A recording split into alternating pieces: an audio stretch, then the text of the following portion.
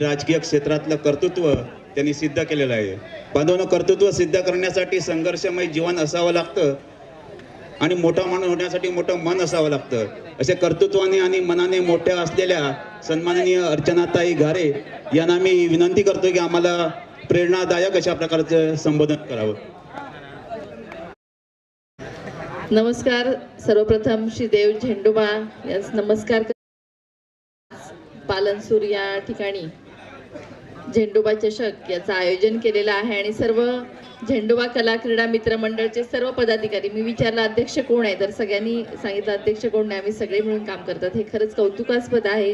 आमचे ग्रामपंचायत सदस्य गावडे आणि त्यांचे सर्व मित्रमंडळ सगळेच जण आहेत इथे, सगळ्यांची नावं नाही घेत. हे सर्वांनी इथे सुंदर आज सुट्टी काढून 2-3 दिवसाची आलेला आहात ना सगळे, हो की नाही? तर सगळ्यांचं मी अभिनंदन करते की तुम्ही सगळेजण हा खेळाचा वारसा जपताय आणि गेले 5 वर्ष सातत्य तुम्ही सर्वजण हा झेंडोबा चषक अतिशय उत्साहाने पार पाडताय आणि आल्याला इथे खूप मोठा उत्साह दिसतोय. इथे सुंदर ग्राउंड आहे. मला वाटलं की इथे एवढं ग्राउंड नसेल, कारण मी बऱ्याच ठिकाणी जाते क्रिकेटला तर शेती असते, तिथे बरेच उंच खाचखळगे असतात आणि त्यामुळे इथे सुंदर ग्राउंड आहे आणि कडेला पूर्ण डोंगर आणि नारळाची झाडं. असं वाटतं की पूर्ण दिवस बसून इथे मॅच बघावी, इतकं सुंदर इथलं वातावरण आहे. त्यामुळे खरंच तुमचं कौतुक करते. आणि ज्या पद्धतीने इथे यूट्यूब चॅनल लाईव्ह आहे का हे वरती, अरे वा, म्हणजे किती सुंदर नियोजन केलं. म्हणजे ज्यांना येणं शक्य झालं नाही ते पण ही मॅच आज एका जागेवर बसून बघू शकतात. म्हणजे टेक्नॉलॉजीचा वापर तुमच्याकडे दिसतोय आणि पुढचं ध्येय उद्दिष्ट ठेवून तुम्ही काहीतरी काम करायचं एकत्रित या दृष्टीने काम करताय, खेळताय. खेळाडूंना एक व्यासपीठ देत आहे. लहान लहान मुलं आज झेंडोबा चषकचे टी-शर्ट घातलेले दिसत आहेत आणि खूप सुंदर नियोजन आणि आयोजन तुमच्या मंडळाकडनं होत आहे आणि तुमच्या सर्व कार्याला मी मनापासून शुभेच्छा देते.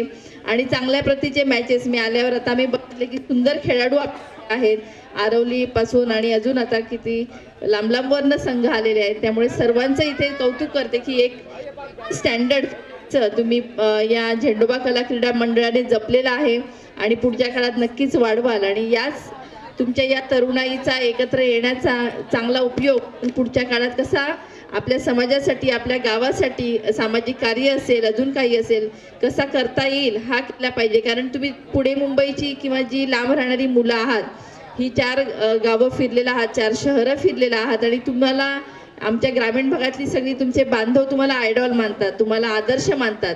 तर तुमच्या ज्या गोष्टी असतील की तुमचे जे विचार असतील ते त्यांच्यासमोर मांडा. आमच्या बांधवांसाठी काय करता येईल.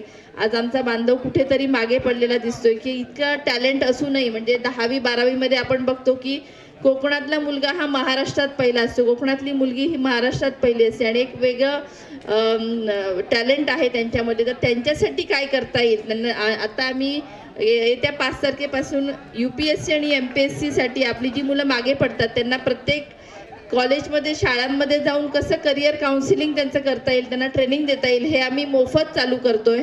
आणि हे तुम्ही तुमच्या मुलांना सांगा जेणेकरून त्याच्यामध्ये ते मागे पडणार नाही. कारण 10वी-12वी नंतर आपली मुलं दिसत नाहीत की MPSC UPSC केली, कुठे अधिकारी झाले आणि मग जॉबसाठी बिचारे इकडे तिकडे फिरत असतात, लांब पळत असतात.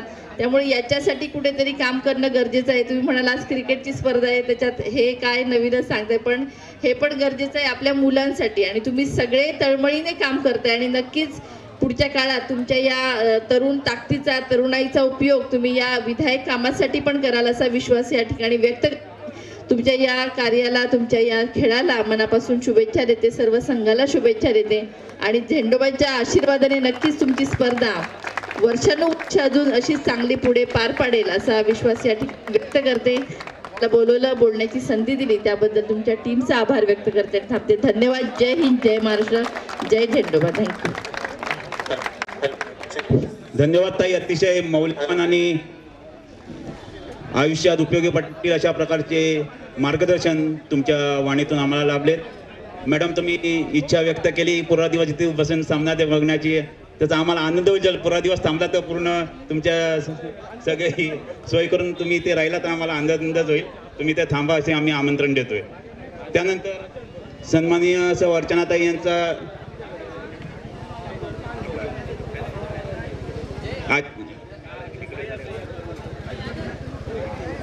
आताच्या झालेल्या सामन्याचा सामनावीर सामनावीर हा सन्मान ताईंच्या हस्ते आम्ही देण्याची विनंती करतोय. स्वराज्य केरवाडा संघाचा हितेश या खेळाडूने कृपया व्यासपीठावर यायचे, त्याला सामनावीर म्हणून घोषित करण्यात येते आता झालेल्या सामन्याचा.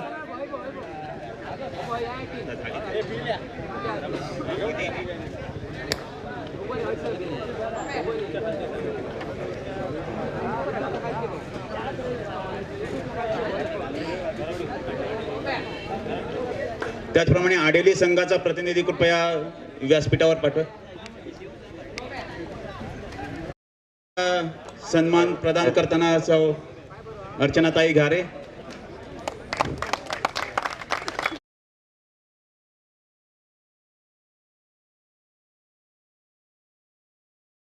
केल्याबद्दल आता ज्या संघात आडेली या संघाचा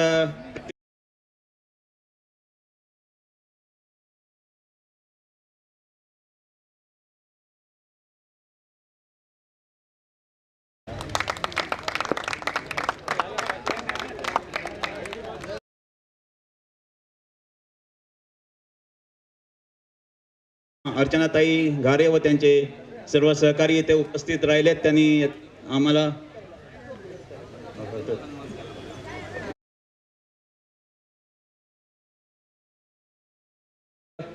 श्री रोहिदास गावडे मी विनंती करतोय की त्यांनी शाल श्रीफळ देऊन ताईंचा सत्कार करायचा आहे.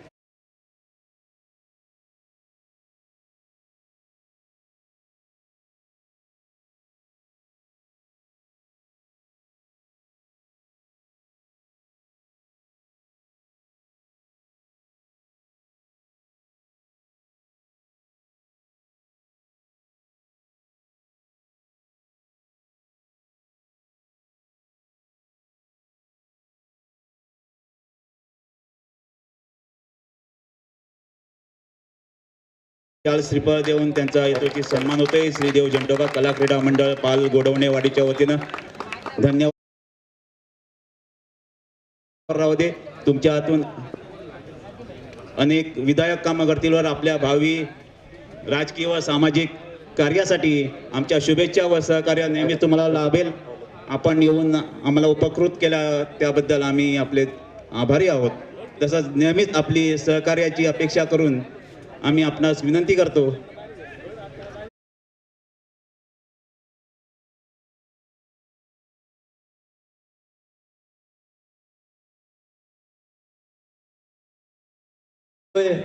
राजाराम वॉरियर्स केरवाडा संघ विपक्ष आरवलीश्वर आरवली संघ या दोन संघाच्या संघ कर्णधारांनी या ठिकाणी यायचं आहे. या सामन्याची नाणेफेक सन्मान्य अर्चनाताई घारे मॅडम यांच्या शुभ हस्ते होते. अर्चनाताईंचा या ठिकाणी सन्मान केला जातोय. ही मायेची शाल आहे, भरलेलं अमृताचं फळ आणि टोकन ऑफ लव्ह देऊन आपला या ठिकाणी सन्मान केला जातोय. त्यानंतर दोन्ही संघातील संघ कर्णधार विनंती आहे की आपण टॉस साठी यायचं आहे. या ठिकाणी